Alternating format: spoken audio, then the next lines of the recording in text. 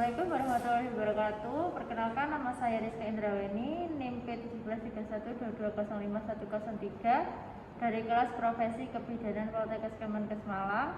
Di sini saya akan memperagakan atau mendemonstrasikan mengenai pemberian MGSO4 dan juga distosia bahu.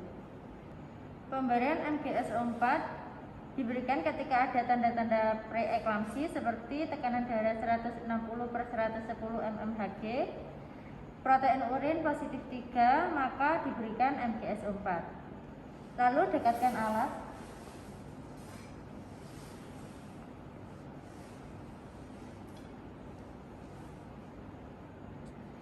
Lalu kita lakukan cuci tangan 6 langkah. Setelah kita sudah melakukan cuci tangan 6 langkah, ibu diposisikan untuk miring ke kiri untuk mengurangi resiko aspirasi ludah atau muntah. Selanjutnya kita siapkan infus dan juga obat-obatan. Jika sudah siap, kita memasang handscoon.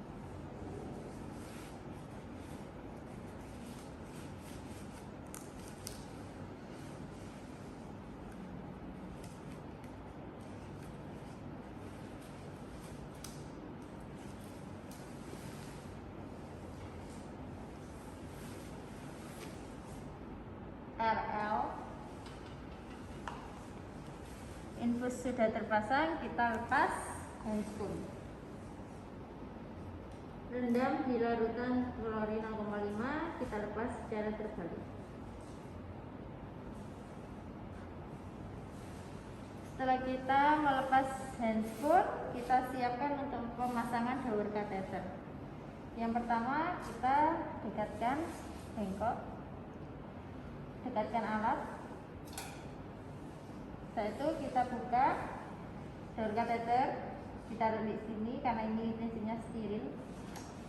Kita pakai handscoon lagi.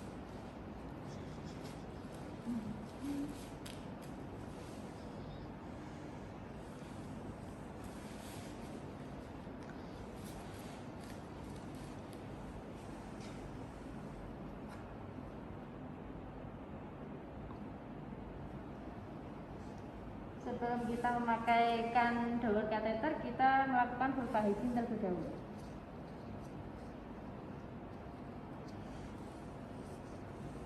Kita lakukan dari labia mayora terjauh, labia mayora terdekat, labia minora terjauh, labia minora terdekat, vestibulum hingga anus.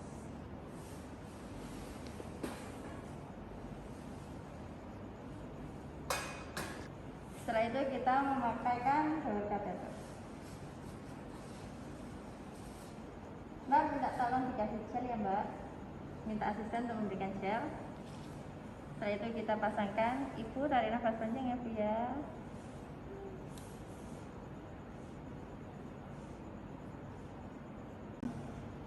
Setelah itu kita melakukan fiksasi dengan cara dikunci dengan alcohol gas. Kita masukkan untuk mengunci. Pastikan bahwa tidak lepas. Setelah itu kita taruh bengkok dan juga ikat. Kita lepas handscoon, kita rendam di larutan klorin 0,5%, kita lepas secara terbalik.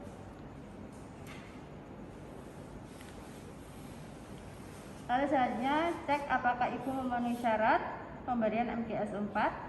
Yang pertama, refleks patella harus positif pada kedua kaki. Yang kedua, RR lebih dari 12 kali per menit. Yang ketiga, reproduksi urin 20 cc per jam atau 100 cc per 4 jam. Selanjutnya yaitu tersedia cairan kalsium glukonas 10%, 1 gram ada 10 cc. Ibu memenuhi syarat pemberian MGSO4. Selanjutnya yaitu pemberian dosis awal MGSO4. Kombinasi IV dan IM untuk fasilitas primer, sekunder dan juga tersier. Injeksi MGSO4 40%. sama dengan 10 cc diencerkan dengan Aquades 10 cc.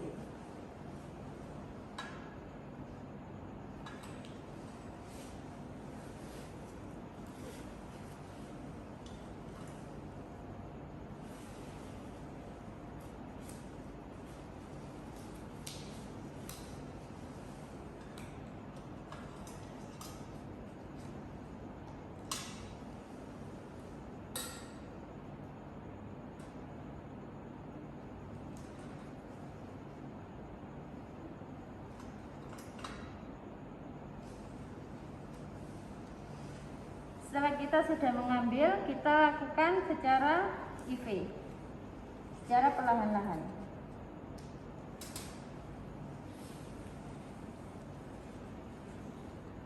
Selama 5-10 menit.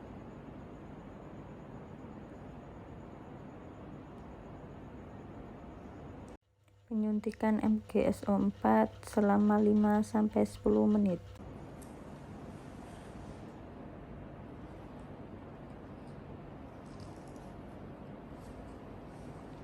Lalu setelah 30 menit kemudian injeksikan 10 gram MGS4 40% secara IM, yaitu 25 cc masing-masing, boka-boki 5 gram.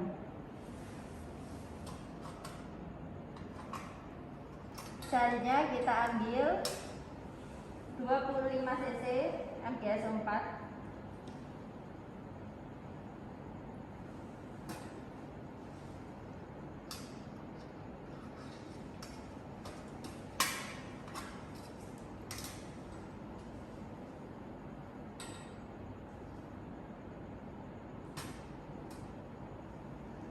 Dan ditambah dengan 1 cc lidocain. Setelah itu kita suntikan secara boka-boki. Ibu permisi ya Bu ya, saya suntikan terlebih dahulu. Kita lakukan penyuntikan secara IM. Jangan lupa kita lakukan aspirasi terlebih dahulu.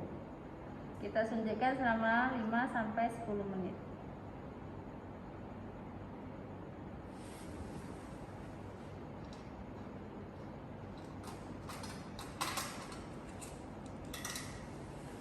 Permisi ya Bu, kita lakukan dengan hal yang sama, 5-10 menit penyuntikan. Setelah kita sudah melakukan penyuntikan IM secara boka-boki, setelah kita sudah tambahkan lidocain yang gunanya untuk mengurangi nyeri. Pemberian dosis pemeliharaan.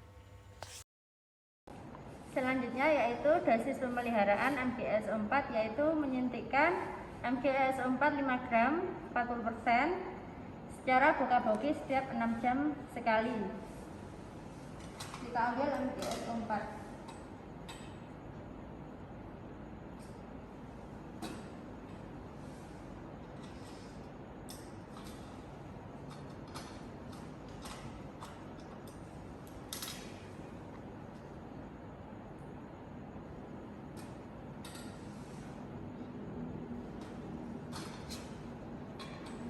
Setelah itu kita suntikan secara IM.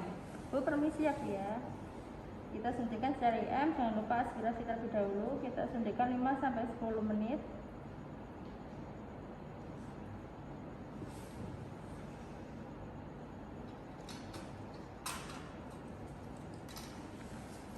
Bu permisi ya Bu ya.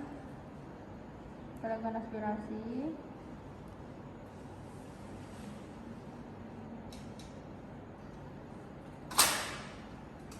Setelah kita melakukan dosis pemeliharaan MGS4, apabila terjadi kejang setelah 15 menit, maka berikan 2 gram MGS4 40%, yaitu 5 cc diencerkan dengan Aquades 5 cc selama 5 menit. Selanjutnya kita lakukan observasi RR, refleks patella, dan juga urin. Dan apabila jika terjadi keracunan MGS4, yaitu terjadi depresi dan juga refleks patella negatif, maka kita berikan glukonas 1 gram 10 cc dalam larutan 10% secara perlahan sampai RR normal. MGSO4 diberikan 24 jam setelah persalinan atau kejang berakhir. Dokumentasikan dosis, cara, rute pemberian MGSO4 dan juga respon setelah diberikan MGSO4. Tata laksana persalinan dengan distosia bahu. Ketika bayi kepalanya sudah lahir dan tidak melakukan putar paksi luar dan juga ada tanda-tanda seperti kepala kura-kura, maka kita diagnosa distosia bahu. Maka kita meminta bantuan teman kita, Mbak minta tolong ya, ini ada kasus distosia bahu. Setelah itu kita mempersiapkan alat untuk melakukan episiotomi. Kita ambil cobain, kita suntikan dan jangan lupa untuk melindungi kepala bayi. Kita suntikan secara mediolateral. Kita aspirasi terlebih dahulu. Kita masukkan secara perlahan sambil ditarik keluar. Setelah kita suntikan jokain, kita melakukan episiotomi, yaitu dengan mengepisnya dengan mediolateral. Jangan lupa untuk melindungi kepala bayi. Teknik macrobed maneuver. Setelah itu kita posisikan ibu dengan posisi macrobed. Ibu, tolong ibu tangannya berada di lipatan paha, ibu tarik ke arah dada, nanti kepala ibu menempel di dada ya Bu, sambil melihat perutnya. Setelah itu kita lihat apakah bayi melakukan putar paksi luar. Bayi tidak melakukan putar paksi luar. Dilakukan teknik manuver Masanti. Maka kita meminta bantuan kepada asisten untuk melakukan manuver Masanti. Mbak minta tolong ya Mbak, tekan di area suprapubis. Di sini tujuannya agar bahu belakang diarahkan secara oblik. Setelah itu manuver Masanti gagal. Dilakukan teknik manuver Rubin. Lalu kita lakukan manuver Rubin, yaitu dengan cara mengabisikan bahu depan bagian belakang ke arah dada.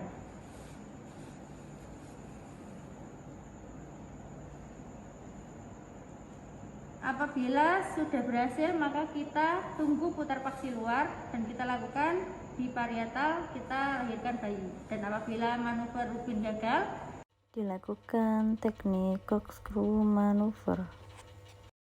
Maka kita lakukan corkscrew, yaitu dengan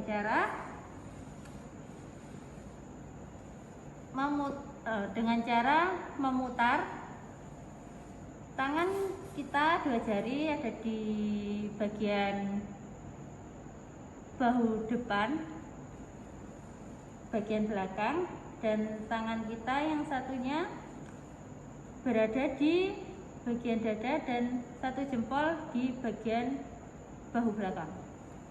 Kita putar searah jarum jam dengan tujuan melahirkan bahu depan.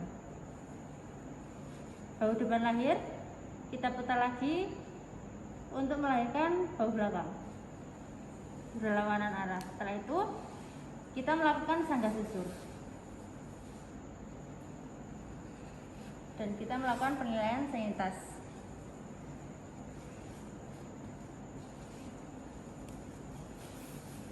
Teknik manual remove of posterior arm.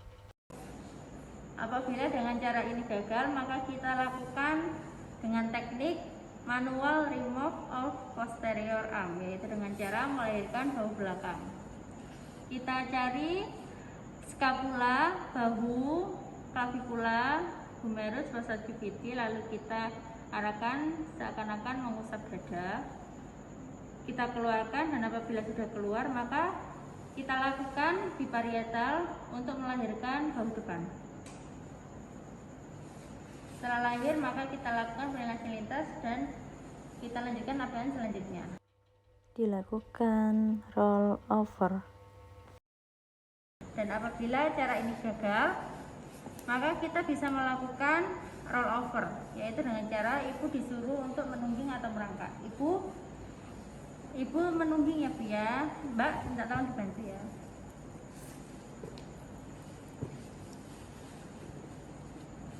Roll over ini bertujuan agar bayi melakukan putar paksi luar karena di sini bisa lebih luas.